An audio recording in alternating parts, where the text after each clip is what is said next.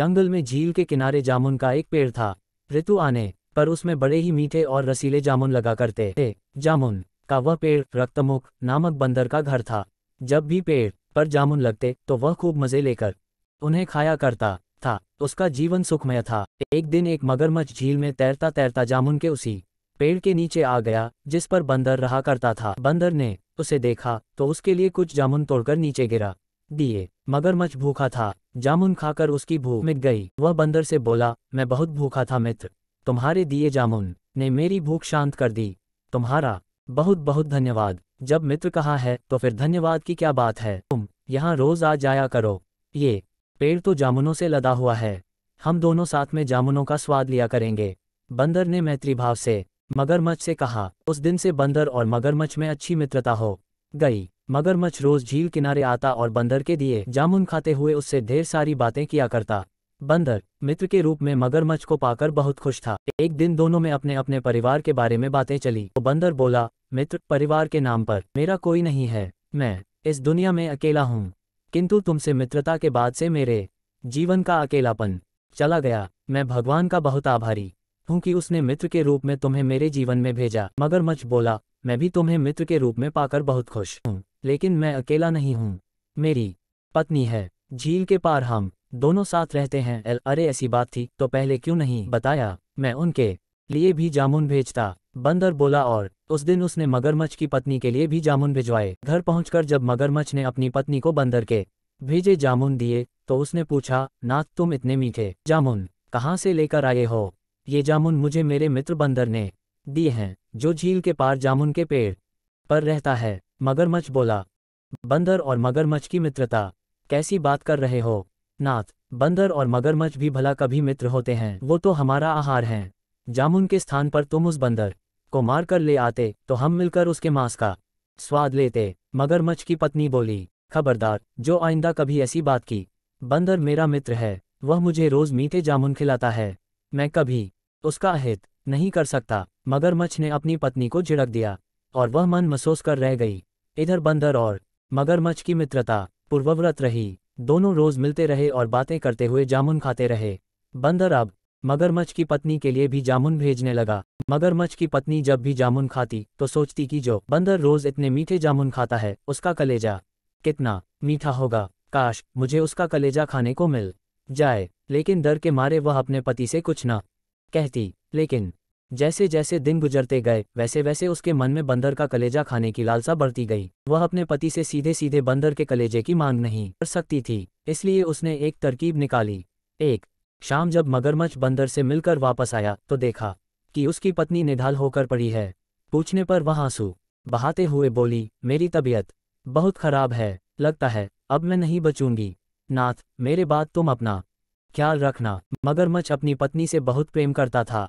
उससे उसकी वह हालत देखी नहीं जा रही थी। वह दुखी होकर बोला, प्रिय, ऐसा मत कहो, हम वैद्य के पास जाएंगे और तुम्हारा इलाज करवाएंगे। मैं वैद्य के पास गई, लेकिन उसने मेरी बीमारी का जो इलाज बताया है वह संभव नहीं है। तुम बताओ तो सही, मैं तुम्हारा हर संभव इलाज करवाऊंगा।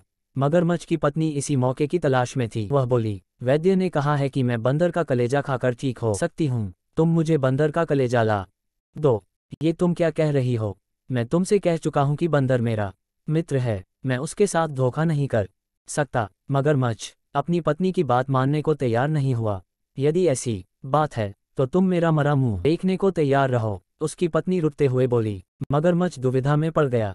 एक और मित्र था तो दूसरी और पत्नी। अंत में उसने अपनी पत्नी के प्राण बचाने का निर्णय किया। दूसरे दिन वह सुबह सुबह बंदर का कलेजा लाने चल पड़ा। उसकी पत्नी खुशी से फूली नहीं समाये और उसके लौटने की प्रतीक्षा करने लगी। जब मगरमच्छ बंदर के पास पहुंचा तो बंदर बोला, मित्र, आज इतनी सुबह सुबह क्या बात है? मित्र, तुम्हारी भाभी तुमसे मिलने को लालायित है। वह रोज मुझसे शिकायत करती है कि मैं तुम्हारे दिए जामुन तो खा लेता हूँ, किंतु कभी तुम्हें घर बुलाकर तुम्हारा सत्कार नहीं था। आज उसने तुम्हें भोज पर आमंत्रित किया है। मैं सुबह सुबह वही संदेशा लेकर आया हूँ। मगरमच्छ ने झूठ कहा, मित्र, भाभी को मेरी ओर से धन्यवाद कहना, लेकिन मैं जमीन रहने वाला जीव हूँ और तुम लोग जल में रहने वाले जीव हो। मैं ये झील पार नहीं कर सकता। मैं कैसे तुम्हारे घर आ पाऊंगा? बंदर ने अपनी समस्या बताई। मित्र, उसकी चिंता तुम मत करो, मैं तुम्हें अपनी पीठ पर बिठाकर अपने घर ले जाऊंगा। बंदर तैयार हो गया और पेड़ से कूदकर मगरमच्छ की पीठ पर बैठ गया। मगरमच्छ झील में तैरने लगा।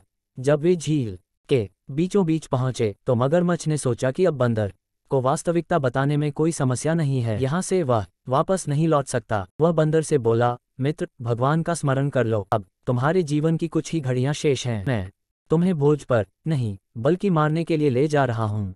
ये सुनकर बंदर चकित होकर बोला, मैंने तुम्हारा क्या बिगाड़ा है जो तुम मुझे मारना चाहते हो?